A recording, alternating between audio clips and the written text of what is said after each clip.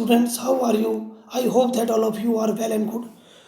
Today I am going to discuss with you the rest part of the chapter. In the previous paragraph, we have learnt about the human impact on nature, on earth. Okay, now in the next in this paragraph, I am going to tell you something more about the chapter. So it starts from the page number 21, the top paragraph. Students on ICE, the program I was working with on the Sokilsky, aims to do exactly this by taking high school students to the ends of the world and providing them with inspiring educational opportunities which will help them foster a new understanding and respect for our planet. It's been an operation for 6 years now, headed by Canadian Geoff Green, who got tired of carting celebrities and retired rich curiosity seekers who could only give back in a limited way. With students on ICE, he offers the future generation of policymakers a life changing experience at an age when they are ready to absorb, learn, and most importantly, act. The reason the program has been so successful is because it's impossible to go anywhere near the South Pole and not be affected by it. It's easy to be placed about polar ice caps melting while sitting in the comfort zone of our respective latitude and longitude. But when you can visibly see glaciers retreating and ice shelves collapsing, you begin to realize that the threat of global warming is very real. Antarctica, because of her simple ecosystem and lack of biodiversity, is the perfect place to study how little changes in the environment can have big repercussions.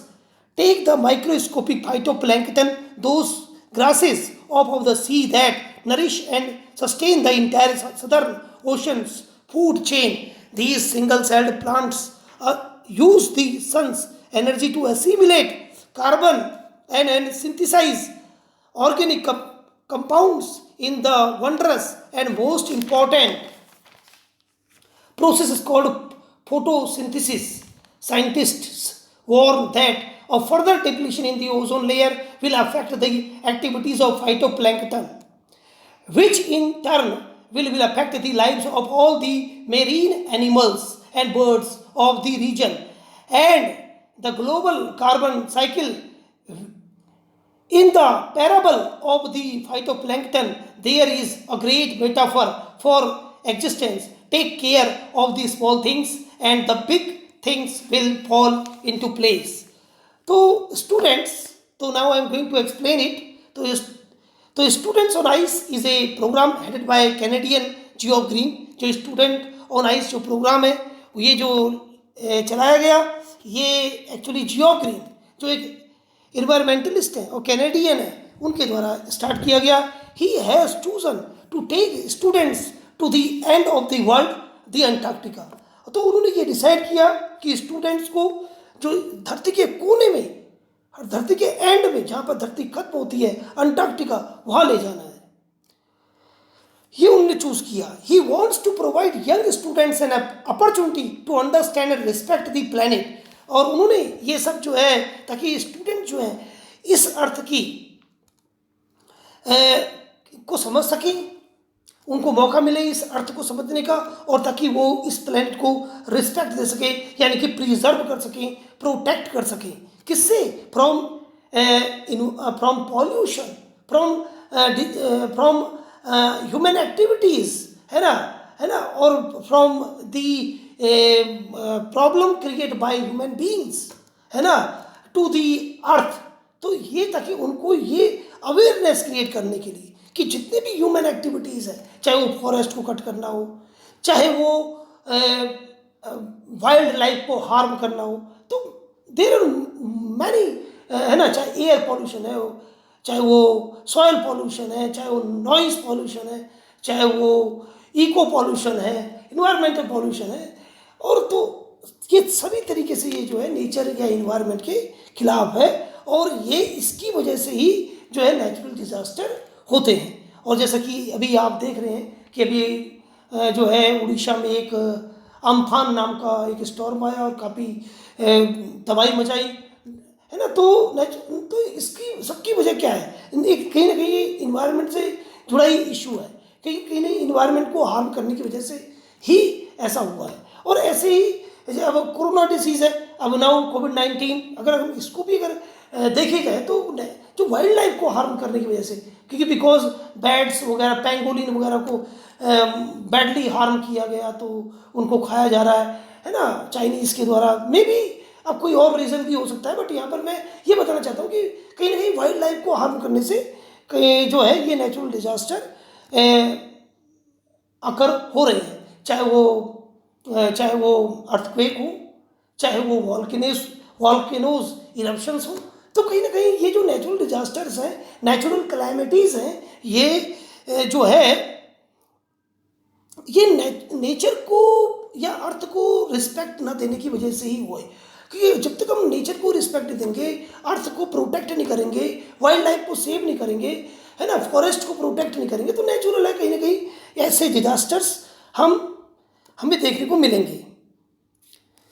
क्योंकि human life depending on other और others life depending on the another. तो ये जो life है हमारी human being की, ये animals की, बर्ड्स की और जो अदर जो वेजिटेशन है, ये सब आपस में इंटरकनेक्टेड है।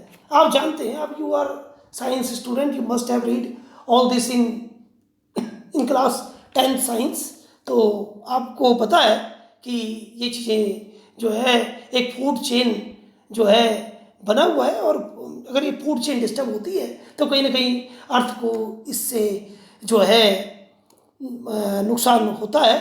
और ये जो अंडरस्टैंडिंग डेवलप करने के लिए जियोफ ग्रीन ने ये जो प्रोग्राम लॉन्च किया, और एक्चुअली इसका पर्पस तो ये था कि शुरुआत में तो वो जो एजेड लोग थे उनको ले जाया करते थे, है ना, लेकिन बाद में पता चला कि एजेड लोगों को वहाँ पे ले जाने से क्या फ़ायदा, क्योंकि बुजुर्ग लोग क्या कर सकते हैं, जैसा कुछ नहीं, केवल क्यूरियोसिटी अपनी सेटिस्फाई कर सकते हैं बस, है ना, बाकी इसके अलावा कोई ज़्यादा वो दे नहीं सकते। लेकिन अगर जो करंट जनरेशन है, जो प्रेजेंट जनरेशन है, जो यंग जनरेशन है, अगर उसको ले जाएंगे तो वो हो सकता, क्योंकि फ्यूचर के पॉलिसी मेकर्स हैं और प्राइवेट पब्लिक सेक्टर में वो काम करेंगे और कोई ऐसी पॉलिसी बनाएंगे जिससे कि नेचर को प्रोटेक्ट किया जाए। तो इसलिए उनमें अवेयरनेस क्रिएट करने के लिए, अंडरस्टैंडिंग डेवलप करने के लिए, तो उन्होंने ये स्टूडेंट्स को प्रीफर किया। Students are young, they are ready to learn and act. तो स्टूडेंट यंग होते, छोटे हैं, और छोटे में कोई बात को सीख लिया जाता है तो वो फिर आगे फ्यूचर में वही बातें जो हैं उनके लिए उनके यूज़ में आती है और उस पर एक्ट भी करते हैं। They can actually see the effect of global warming, और वो ग्लोबल वार्मिंग के इफेक्ट को ताकि प्रैक्टिकली देख सकें। दे सी ग्लेशियर्स रिट्रीटिंग, कि वो देख सकें ग्लेशियर, जो हिम नदियाँ हैं, जो एक बर्फ़ की नदियाँ हैं, वो किस तरह से पिघल रही हैं, एंड आइस शेल्फ्स कोलैप्सिंग, और किस तरीके से जो बर्फ़ के जो आइस ब्लॉक्स हैं वो टूट रहे हैं, ताकि वो देख सकें, वो जान सकें कि अगर ये ग्लोबल वार्मिंग इसी तरह बढ़ती रही तो अंटार्कटिका में जो बर्फ़ है वो पिघल जाएगी और बर्फ़ के जो पहाड़ हैं वो टूट जाएंगे, और ये जो पानी है पूरा ये बह के जो है धरती को बहा देगा, धरती को डुबा देगा, क्योंकि इतना पानी कहाँ जाएगा, है ना, कहीं कहीं अर्थ इसमें डूब जाएगी। तो ये ग्लोबल वार्मिंग का नतीजा अगर हमने देखना है तो अंटार्कटिका जाना पड़ेगा, क्योंकि केवल एक एयर कंडीशन कमरे में बैठ के और या एक एयर ही रूम में बैठ के, स्पेशल रूम में बैठ के सिटीज़ की सारी फैसिलिटीज़ लेके हम उस डेंजर को नहीं रियलाइज कर सकते, ऐसा राइटर का कहना है। They can not remain unaffected, है ना, they can see the threat is real, तो वो जान सकते हैं कि ये थ्रेट जो है रियल है, केवल एक किताबी बात नहीं है। They are the future policy makers, वो फ्यूचर पॉलिसी मेकर्स है।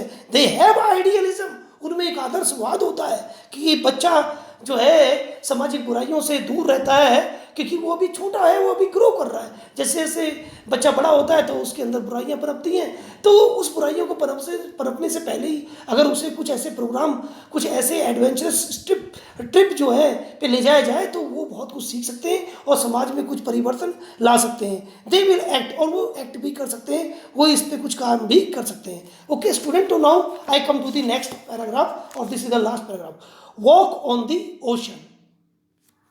Okay student, walk on the ocean, तो this is our next paragraph, और in this paragraph I will discuss this I will read it and then I will explain it. My Antarctic experience was full of such epiphanies. Sorry, but the best occurred just short of Antarctic Circle at 65.55 degree south. The Sokolsky had managed to wedge herself into a thick white stretch of ice between the peninsula and Tadpole Island, which was preventing us from going any further. The captain decided we were going to turn around and head back north, but before we did, we were all instructed to climb down the gangplank. Gangplank actually portable एक bridge होता है, एक एक सीढ़ी होती है, तो portable, तो and walk on the ocean. So there we were all 52 of us kitted out in the Gore-Tex and glares, walking on a stark whiteness that seemed to spread out forever under under earth. Uh, our feet was a meter thick ice pack, and underneath that 180 meters of living, breathing salt water. In the periphery, crab beater seals were stretching and sunning themselves on ice floes, much like stray dogs will do under the shade of a banyan tree. It was nothing short of a revelation. If everything does indeed connect, 9 time zones, 6 checkpoints, 3 bodies of water, and many ecospheres later, I was still wondering about the beauty of balance in play on our planet. How would it be if Antarctica were to become the warm place that it once used to be? Will we be around to see it, or would we have gone the way of the dinosaurs, mammoths? मैमोथ्स एक प्रकार के elephant होते हैं बच्चों, and woolly rhinos. Woolly rhino जैसे गैंडा होता है ना, गैंडे की तरह, गैंडे की स्केल के ही होते हैं ये जो वूली ऊनी जो राइनोज हैं. हु इज टू से, but what after spending 2 weeks with a bunch of teenagers who still have the idealism to save the world, all I can say is that a lot can happen in a million years, but what a difference a day makes. Okay student, now I will explain. Just near the Antarctic Circle, जब Antarctic Circle के जो पास, the research ship Sokolsky was caught between wide stretches of ice. तो ये जो wide है, ये पूरी जो महासागर था, अंटार्कटिक जो ओशन था, पूरा बर्फ से पटा हुआ था, पूरी बर्फ की चादर वहाँ चढ़ी हुई थी. तो उसमें ये हमारा जो शिप था सोकेल्सकी, ये एक्चुअली फंस गया, ये आगे नहीं बढ़ पाया. तो कि आइस के ब्लॉक्स बहुत बड़े बड़े हैं. Okay, it could go no further, और ये आगे नहीं जा सकता था. So the captain decided to turn round and go north. तो इसलिए कैप्टन ने ये डिसाइड किया कि इसे मोड़ने की सोची. उसने कहा भाई इसे मोड़ देता हूँ और जो है और गो नॉर्थ, और हम नॉर्थ की ओर जाएंगे. But before doing that he ordered everybody to climb down the gang plank. और फिर उसने जो है सबसे कहा भाई आप जो है गैंग प्लैंक के थ्रू, गैंग प्लैंक मैंने आपको बताया था, एक सीढ़ी होती है, सीढ़ी से नीचे जाना. उसने भाई नीचे उतरो सीख के और नीचे जाओ, और उन्हें सबको ऑर्डर दिया कि भाई आप नीचे उतरो और पैदल चलो, ताकि थोड़ा भार कम होगा तो शिप को मोड़ने में जो है दिक्कत नहीं होगी. तो इसलिए उसने गैंग प्लैंक से नीचे जाओ and walk on the ocean, और थोड़ा बर्फ़ में पैदल चल सकते हो, क्योंकि जो बर्फ़ की जो चादर है काफ़ी मोटी है और ये इससे कोई असर नहीं पड़ेगा उन्हें. So all the 52 of them walked on ice. तो इसलिए जितने भी वो 52 मेंबर्स थे वो नीचे उतर गए. Beneath the ice there was living ocean, और उनके जो नीचे एक जिंदा ओशन था, एक जिंदा महासागर था, है ना. They saw seals sunning themselves on ice floes. उन्होंने देखा कि जो सील्स हैं वो आइस जो फ्लोज हैं, जो आइस पर एक्चुअली धूप सेक रही थी. They look like stray dogs lying in the shade of a banyan tree. और वो इस तरह से दिखाई दे रही थी जैसे कि कोई डॉग्स जो है ना अर्थ में बैनियन ट्री के नीचे, एक बलूत के पेड़ के नीचे जैसे सोए रहते हैं छाया में, इसी प्रकार से ये जो सील्स थी वो धूप सेक रही थी.